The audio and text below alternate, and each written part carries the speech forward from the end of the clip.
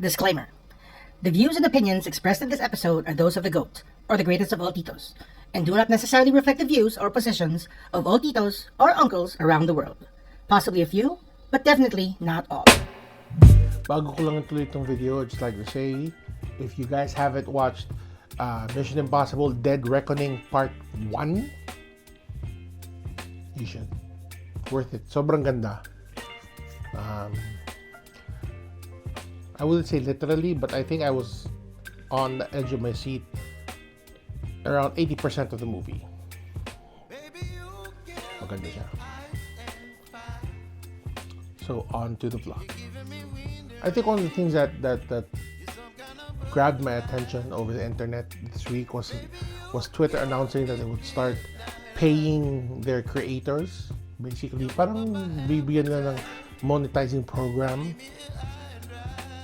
I kind of have mixed feelings about this.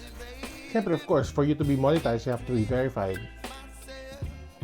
But for you to be verified, you have to pay. So you have to pay to be paid. But then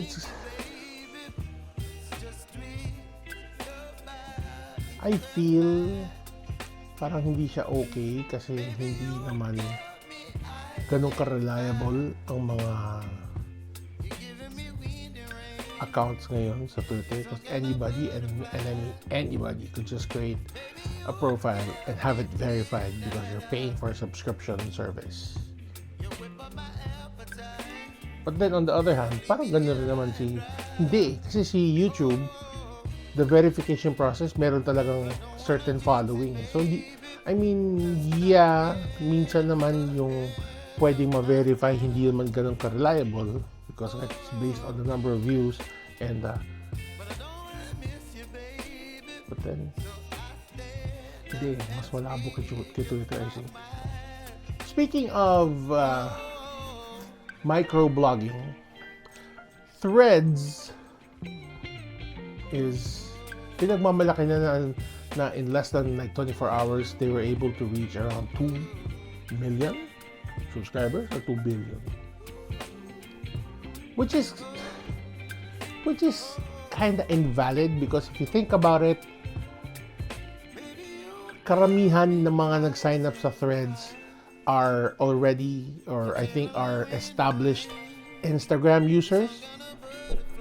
So bihira lang naman yata yung kasi when you sign up, you have an option of migrating your Instagram account followers and subscribers to Threads or create a new one altogether. So I think a lot of them did the easier route. So parang hindi siya ganun exciting, I think. But we'll see if it will pay off. Kung okay ba yung ginawa ni Meta by joining the microblogging platform by creating things. So I think worth mentioning, 3 things that are kind of exciting for me what happened in tech this week. When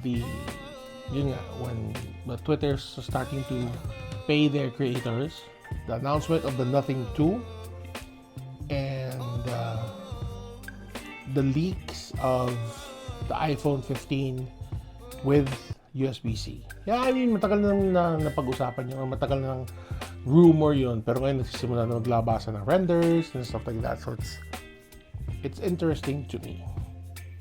Another thing that happened in tech this week was the rollout of iOS 17 beta for mga developers and for those people, mga tech people who wanna try out iOS 17 and be like one of the first few who will be playing around with the new iOS. I personally don't have an iPhone 15 or 14 rather, but my mom and my nephew both have an iPhone XS Max, which is still supported sa iOS 17, so it's kind of worth looking into once it gets its official release or its public release. So that's what happened this week in the world of tech, and also that I watched the movie. Gusto kong ikwento. That's it. Have a good week, everyone. We're going to go back to the grind, school and work and whatnot. Yeah. Bye.